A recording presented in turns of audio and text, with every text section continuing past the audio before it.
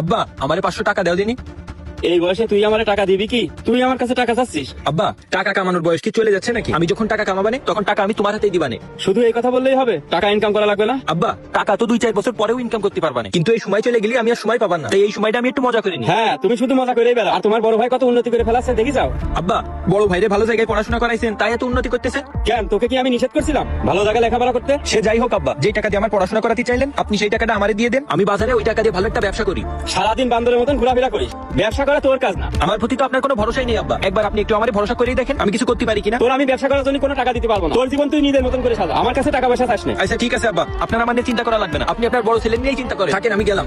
এই শোন, দাঁড়া, এনে ধর, এই টাকাটা রাখ। টাকা দেবেন না বললেন, তা আবার দিচ্ছেন কি জন্য? শোন, যত ঘোরার ঘুরে নে, সামনের সপ্তাহে কিন্তু ঘুরতে পারবি না। কেন আব্বা, সামনের সপ্তাহে ঘুরতে পারবো না কেন? আমার কি বিয়ে টিয়ে দিয়ে দেবেন নাকি? আরে বিয়ে টিয়ে কিছু না, তোর বড় ভাই সামনের সপ্তাহে বাড়ির কাজ শুরু করবে, আর সেইখানে তোর থাকা লাগবে না, কাজ দেখাশোনা করা লাগবে না। 1 বছর চাকরিতে জাতি পারলো না, বাড়ির কাজ কিভাবে শুরু করবে? তোর বড় ভাই তো সরকারি চাকরি করে, বেতনও একটু বেশি পায়, সেই টাকা দিয়েই বাড়ি করবে। ও আচ্ছা ঠিক আছে, আপনি থাকেন, আমার দেরি হয়ে যাচ্ছে, গেলাম। এই কোনে যাচ্ছিস তুই? আব্বা আমি ক্রিকেট খেলা দেখতে যাচ্ছি। ঠিক আছে, তাড়াতাড়ি আসিস। আচ্ছা ঠিক আছে।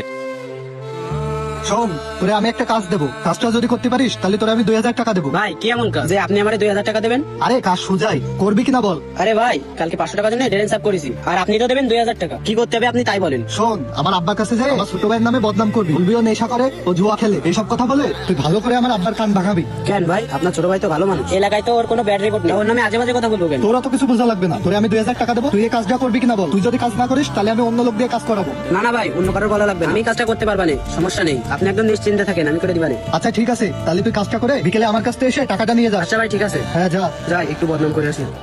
ও টুনির মা তো